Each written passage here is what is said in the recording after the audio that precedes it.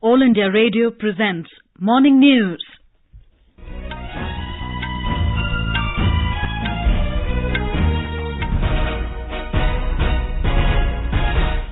Good morning, I am Tanvi Taneja.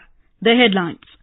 Japan agrees to 316 billion yen loan for 7 major infrastructure projects in India.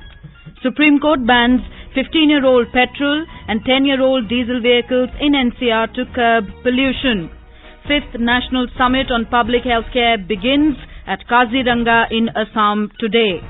In Sri Lanka, a new cabinet of Prime Minister Mahinda Rajapaksa sworn in.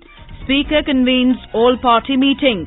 And Grandmaster B. Adhiban finishes third in Isle of Man International Chess Tournament, beating Michael Adams of England.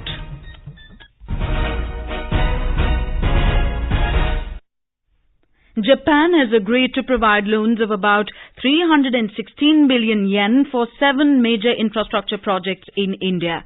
These include Mumbai-Ahmedabad bullet train, projects in Delhi, the Northeast and Chennai.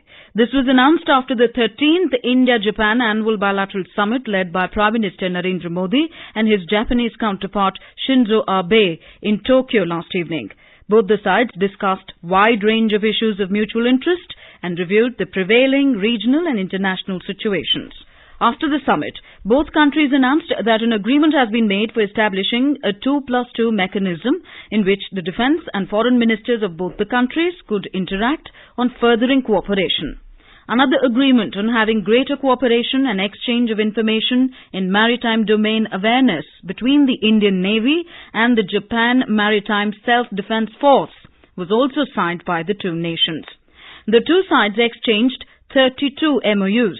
A letter of intent was also exchanged in which 57 Japanese companies conveyed their decision to make an investment of about $2.5 billion in India. 15 Indian companies have also come forward to invest in Japan.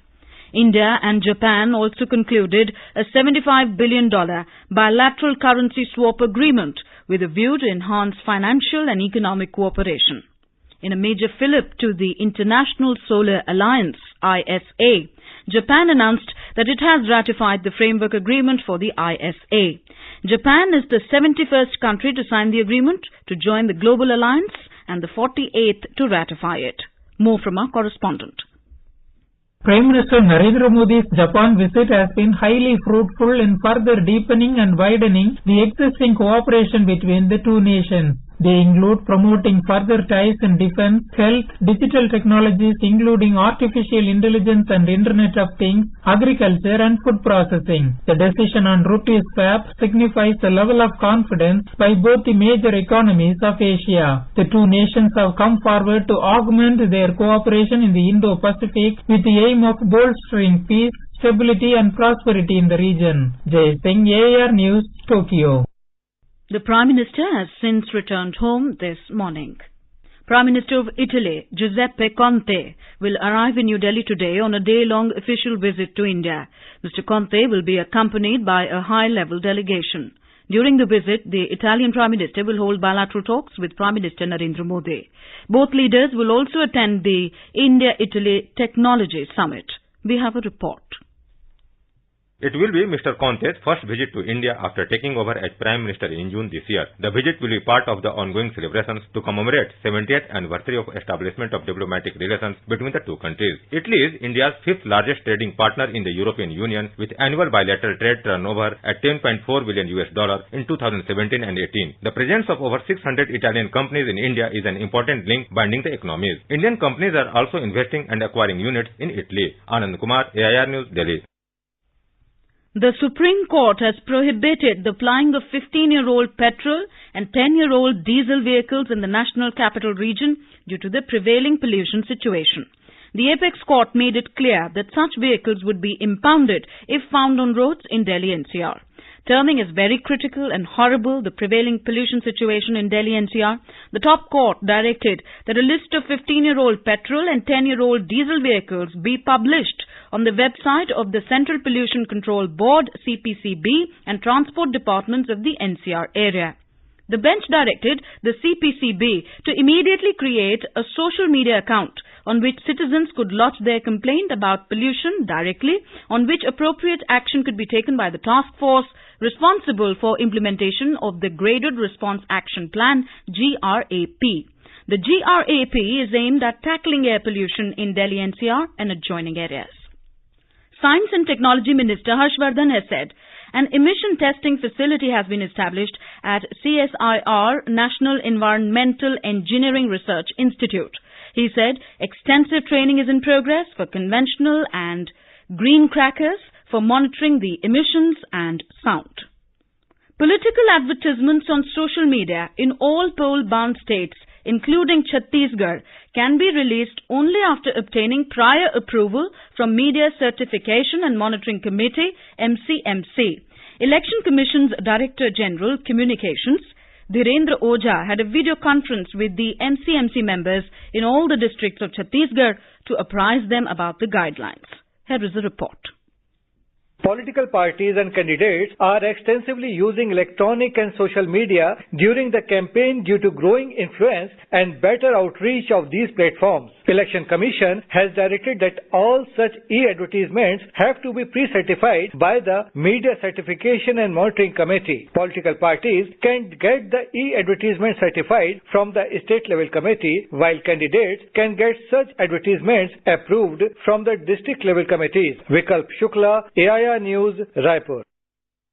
Meanwhile, election officials in Raipur have issued notice to State Agriculture Minister and BJP candidate from Raipur South, Brij Mohan Agrawal, and other BJP candidate Devji Bhai Patel for a social media post which fell under the purview of violation of Model Code of Conduct. Similarly, a notice has been issued to Raipur West Congress candidate Vikas Upadhyay for releasing social media advertisements without the prior approval from the MCMC. The Bharatiya Janata Party has released its third list of 11 candidates for the upcoming assembly polls in Chhattisgarh. With this list, the BJP has announced 89 candidates for the 90-seat state assembly. The only seat where the party is yet to nominate its candidate is Raipur North. Polling in Chhattisgarh will be held in two phases on November 12th and 20th. This is All India Radio giving you the news. For quick news updates round the clock, follow us on our Twitter handle at AIR News Alerts. You can also log on to our website newsonair.nic.in. The 5th National Summit on Good and Replicable Practices and Innovations in Public Healthcare Systems in India will begin at Kaziranga in Assam today. State Chief Minister Sabranand Sonowal and Union Health Minister JP Nadda will inaugurate the 3-day summit. More from our correspondent. The objective of the summit is to share and learn the good practices and innovations being implemented by several states and organizations for the betterment of the health sector. A total of 120 practices and innovations are selected for showcase in this summit. These include 39 oral presentations, 79 poster presentations, and 2 products for display. During the last 4 summits, 300 practices and innovations have been showcased. Out of them, many have been scaled up as national initiative under the National Health Mission. Manas Pratim Sharma, AIR News, Kaziranga. Road Transport and Highways Minister Nitin Gadkari will lay the foundation for India's largest dry dock at Cochin Shipyard in Kerala today. An official release said the dry dock will give an impetus to Make in India initiative under Sagarmala and raise India's share in global shipbuilding to 2%. Justice Naresh Harishchandra Patil was sworn in as the Chief Justice of the Bombay High Court yesterday. Maharashtra Governor C. Vidyasagar Rao administered the oath of office to Justice Naresh Patil at a brief swearing-in ceremony held at Raj Bhavan in Mumbai. Pradhan Mantri Kaushal Vikas Yojana is the flagship scheme of the Ministry of Skill Development and Entrepreneurship. The objective of this scheme is to enable a large number of Indian youth to take up industry-relevant skill training that will help them in securing a better livelihood. Under this scheme, training and assessment fees are completely paid by the government. The scheme is empowering the youth of Uttar Pradesh through skill training programs in various sectors. Here is a ground report from our Lucknow correspondent. In Uttar Pradesh, around 5 lakh youths have completed their training under the scheme and 5 lakh more unemployed youths are enrolled in the training sessions. Arman Khan from Hapur district told AIR that this scheme benefited him a lot. मेरा नाम अरमान खान है, मैं हापुड़ से हूँ और मैं जो है इंटर करने के बाद में आगे अपनी जो है स्टडी जारी नहीं कर पा रहा था। फिर मुझे अपने दोस्तों से कौशल विकास मिशन के बारे में पता चला। फिर मैंने जाके सेंटर पे पता किया तो वहाँ पे मुझे सेंटर मैनेजर से पता चला कि जो इसमें योजना है वो बिल्कुल निःशुल्क है। फिर मैंने उसमें कंप्यूटर में अपना एडमिशन कराया। एडमिशन कराने के बाद में मैंने ट्रेनिंग ली और आज मैं एक अच्छी जॉब कर रहा हूँ। जॉब मिल गई है तो अब परिवार वाले भी खुश हैं। Apart from training, Kaushal Melas organized at regular intervals are playing an important role in providing jobs to the trained youth and skilled workforce to the companies. Sushil Chandra Tiwari, AIR News, Lucknow. Sri Lankan President Maithripala Sirisena was sworn in a new cabinet of ministers last evening under Prime Minister Mahinda Rajapaksa, even as pressure is growing on him to call an early session of Parliament. 12 cabinet ministers, 1 state and 1 deputy minister took oath, including 4 MPs who switched sides from the alliance led by ousted PM Ranil Wickremesinghe. We have a report. Today's turn of events will be crucial in the ongoing political crisis in Sri Lanka. Mr. Ranil Wickremesinghe has called for a protest march in Colombo, and its success will indicate his popularity to some extent. The Speaker has called for an all-party meeting and may reach a decision for early convening of Parliament, despite President's order to prorogue it till 16th of November. Amidst this, new Prime Minister side will continue to poach upon MPs to garner majority support in the House. Santosh Kumar for AIR News, Colombo. In sports, Grandmaster B. Adhiban finished tied third at the Isle of Man International Tournament after beating highly regarded Michael Adams of England in the 9th and final round in United Kingdom. The victory that took him to 6.5 points not only made Adhiban the best performing Indian, but also netted him in the pool of joint third spot after the other top results came in. And now, for an overview of today's newspapers, it's over to Sarabjit Kaur. Thank you, Tanvi. The Supreme Court pushing the Ayodhya title suit to January next year, the Indonesian jet crash and India-Japan currency swap pact are some of the major stories reported across newspapers this morning. No early decision on Ayodhya, Supreme Court to hear case only next year, headlines the Times of India. There's no hurry, says SC, defers case to Jan, writes the Pioneer. The Hindustan Times has front-paged a photograph of the debris believed to be from Lion Air passenger jet that crashed off the Java island in Jakarta yesterday. Delhi captain among 189 dead was expected home for Diwali, headlines The Daily. The highlight of Prime Minister's just concluded visit to Japan is also covered by various newspapers. India-Japan and $75 billion currency swap pact will start 2+2 talks, headlines The Times of India.